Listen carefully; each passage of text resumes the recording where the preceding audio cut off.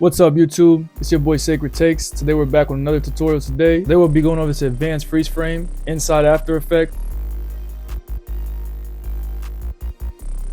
It's a super cool freeze frame transition that you could add to your videos, to your music videos. Pretty easy to do. With that being said, if you guys are new to this channel, make sure you hit the subscribe button, that big red button below, hit that like button so my channel could get pushed out to future editors. And let's get straight into this video, guys. All right, so as you guys can see, we got the two clips we're going to be working with. We're going to be transitioning from this clip into this one. And the first thing you guys want to do is you're going to duplicate your first layer, Control D, double click on that clip, head over to your roto brush tool in the top left corner. And what you're going to do is you're going to rotoscope your subject out from the background. For those of you who are new to rotoscoping, if you hold Alt on your keyboard, it turns into a red circle and that takes out the lines from your rotoscope. If you hold down Control, you make the circle big or smaller for the area that you want to rotoscope out. So I think this size is pretty good. With that being said, we're going to highlight our subject from the background. Make sure you guys head over to the rotoscope settings, set the quality to best. I'm going to make that circle a little bit smaller, so I'm going to hold Control. And as you guys can see, I don't want this area in the rotoscope, so I'm going to hold Alt and that red circle comes up and I'm going to remove it. And now what you guys are going to do is you're going to go frame by frame and rotoscope your subject. What I like to do is head over to the preview, press play, and let it do its thing. And whenever it messes up, I'll pause it and I'll fix it up. So I'm going to rotoscope the subject out right now, guys, and I'm going to speed this process up for you guys. Once you guys have every frame rotoscoped, you're going to head over down to the freeze button and freeze it up.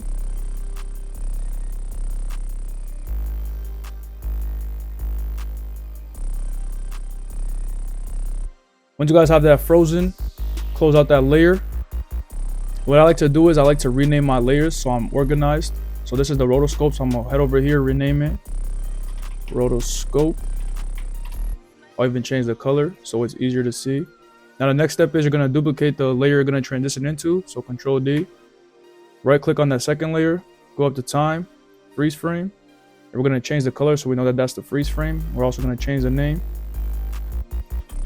freeze frame. And then you're going to bring that freeze frame below your rotoscope layer. And you're going to go back about 10 frames. 1, 2, 9, 10. We're going to bring that to that marker. As you guys can see, the clip you're going to transition into is below the rotoscope. And what you guys want to do is now you want to cut the freeze frame where it transitions into.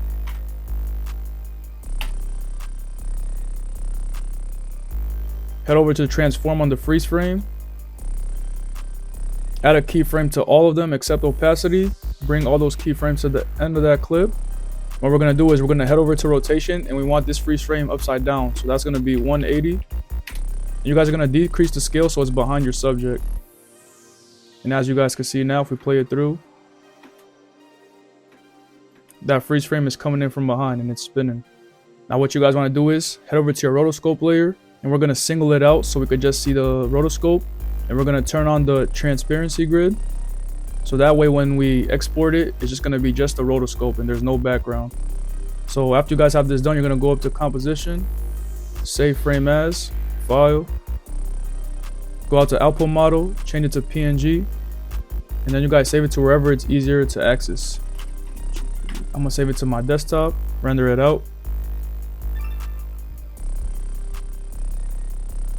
Once you guys have it rendered, go back to your composition, right click, import, file, and choose the PNG.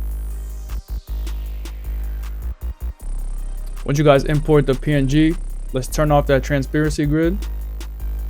Enable all the layers so we can see what's happening.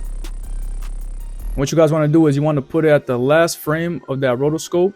Once you're here, guys, you're going to press on your PNG, head over to the anchor point, and put it off to the side of your clip. What you guys want to do is you're going to add a keyframe to scale. So press S on your keyboard. Boom. Skip over a couple frames and let's increase the scale until the PNG is out of the clip. Now if we go back, as you guys can see, it gets out the way.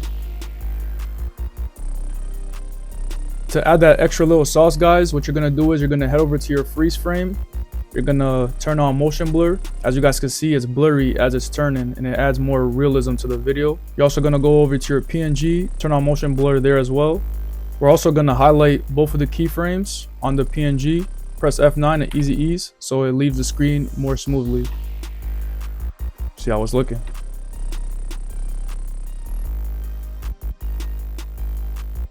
All right, guys, that's the end of this tutorial. I hope you guys learned some extra sauce on this advanced freeze frame transition. If you guys got to the end, don't forget to hit that subscribe button, hit that like button, help this channel grow, guys. We're going to be dropping tutorials every single week.